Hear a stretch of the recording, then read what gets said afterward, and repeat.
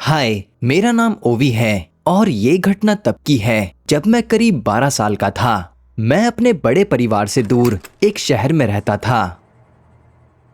हम साल में सिर्फ 2 बार वहां जाते थे, गर्मियों और दिवाली पर।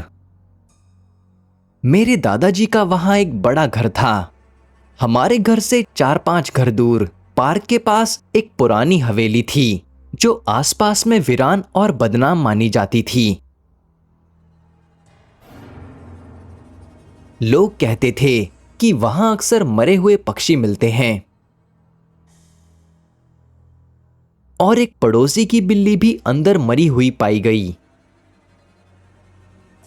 हवेली के ग्राउंड फ्लोर और गेट पर लगे अजीब कार्टून स्टिकर ऐसे लगते थे जैसे वो रो रहे हों। खैर, जिज्ञासु होकर हम चारों कजिन ने वो घर देखने का फैसला किया। मेरे 2 बड़े भाई जो मेरी ही उम्र के थे, उन्होंने तय किया कि वो पहले अंदर जाएंगे और वॉकी टॉकी पर हमें बताएंगे कि सब सुरक्षित है या नहीं। प्लान यही था। वो दोनों खाना खत्म कर बाहर निकल गए जबकि हम अभी खा रहे थे। करीब 10 मिनट बाद वॉकी टॉकी पर मेरे कजिन की आवाज आई, कम ऑन, जगह सुरक्षित है, जल्दी आ जाओ। एक्साइटेड होकर हम टॉर्च और वॉकी टॉकी लिए चुपके से घर से निकले और हवेली की ओर दौड़े। स्टिकर देखकर हम सब असहज हुए। वहां पहुंचते ही हमें ऊपर से अपने चचेरे भाइयों की आवाज सुनाई दी, चलो ऊपर आ जाओ। मुझे थोड़ा अजीब फील हुआ और मेरे छोटे भाई को भी।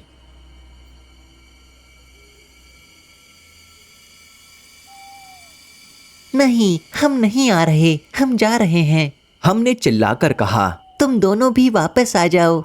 बिना जवाब का इंतजार किए हम घर आ गए, लेकिन घर आकर हमारे पैरों तले जमीन खिसक गई। हमारे 2 बड़े भाई सोफे पर बैठकर आइसक्रीम खा रहे थे। तुम दोनों हमसे पहले घर कैसे आ गए? हमने कांपती हुई आवाज में पूछा। वो दोनों कंफ्यूज थे। कैसी बात कर रहे हो? हम तो हवेली गए ही नहीं। उनमें से एक ने कहा। उन्होंने बताया कि वो तो कभी हवेली आए ही नहीं थे, जिससे हमारे शरीर में सिहरन दौड़ गई। उनका कहना था, मम्मी ने प्लान सुन लिया था, इसीलिए हमें तुम्हारे लिए आइसक्रीम लेने भेजा था। ये सुनकर हम चौंक गए। वो अपना वॉकी टॉकी भी नहीं लाए थे, तो फिर हवेली में हमें किसकी आवाज सुनाई दी? जब हमने मम्मी को बताया तो वो भी घबराई हुई लगी। फिर उन्होंने हवेली की कहानी सुनाई। वहां पहले 4 लोगों का परिवार रहता था। एक आदमी, उसकी पत्नी और उसके माता पिता। ग्राउंड फ्लोर और गेट पर लगे कार्टून स्टिकर्स बच्चों को खुश करने के लिए थे, क्योंकि उसकी पत्नी वहीं प्राइमरी डे केयर चलाती थी।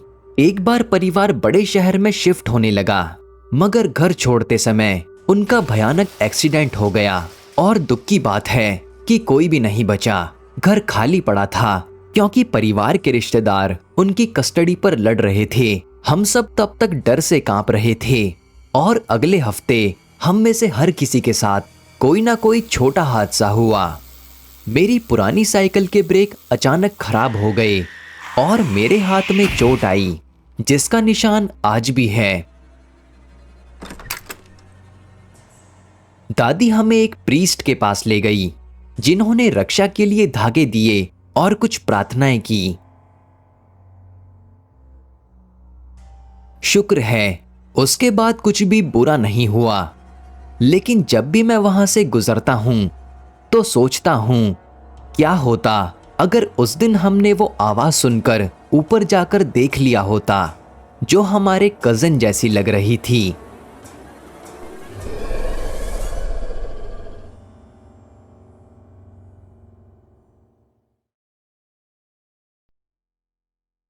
हेलो, मैं आपके चैनल का बहुत बड़ा फैन हूं और एक कहानी शेयर करना चाहता हूं जो मेरे पापा बचपन में बताया करते थे। जब वो लगभग 16 साल के थे तो इडाहो के एक रेंच पर काम करते थे। उनका काम उन घोड़ों को संभालना था जो अक्सर पहाड़ों के अंदर तक भाग जाते हैं। उन्हें पकड़ने के लिए वो हमेशा अपने घोड़े एंजल का इस्तेमाल करते थे। कभी कभी जब घोड़े और भी अंदर भाग जाते थे तो मेरे पापा उस पुरानी छोड़ी हुई झोपड़ी के पास से गुजरते थे जो सालों से टूटी फूटी लगती थी। उसके पास पहुंचते ही उनके रोंगटे खड़े हो जाते और डर महसूस होता। एंजल जो हमेशा चंचल रहता था उस घर को देखते ही उछलने और घुरघुराने लगता था। इससे पापा सच में डर गए। एक बार शहर में उन्हें रेंच पर कई सालों से काम कर रहा एक आदमी मिला और लंच पर उन्होंने उससे बात की। चूंकि वो इलाका अच्छी तरह जानता था, पापा ने पूछा, उस डरावने घर का क्या मामला है? ये सुनते ही उस आदमी की मुस्कान डरावनी हो गई। उसने कहा, सच में जानना चाहते हो बच्चे? पापा ने कहा और वो कहानी सुनाने लगा।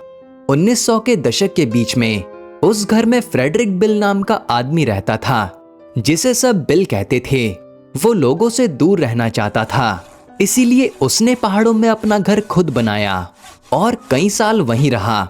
हर गर्मी में वो शहर जाता, जहां लोग उम्मीद करते थे कि वो साल में एक बार खाना लेने जरूर आएगा और फिर पहाड़ों में लौट जाएगा।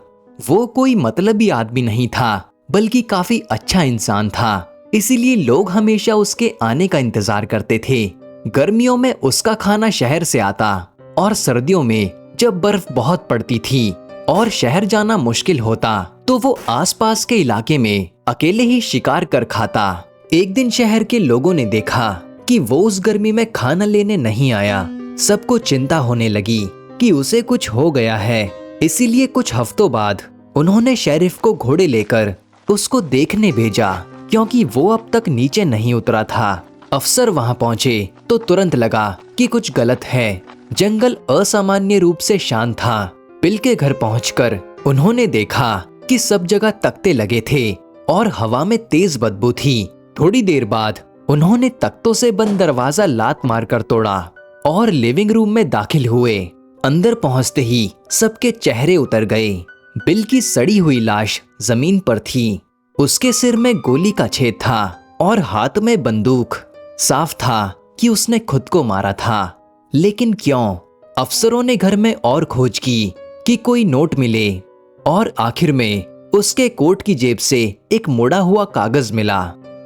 लिखावट टेढ़ी मेढ़ी थी, लेकिन ध्यान से पढ़ने पर उसमें लिखा था, हे भगवान मेरी मदद करो, मैं अंधा हो गया हूँ। ये सुनकर सब हिल गए। बूढ़ा आदमी अपनी नजरें खो चुका था और जानता था कि वो ना शहर पहुंच पाएगा और ना ही शिकार कर पाएगा। भूखे मरने से पहले उसने अपनी जान खत्म करने का फैसला किया। ये कहानी सुनने के बाद मेरे पापा कहते थे कि जब भी वो उस घर के पास से गुजरते, उन्हें हमेशा महसूस होता कि कोई उन्हें देख रहा है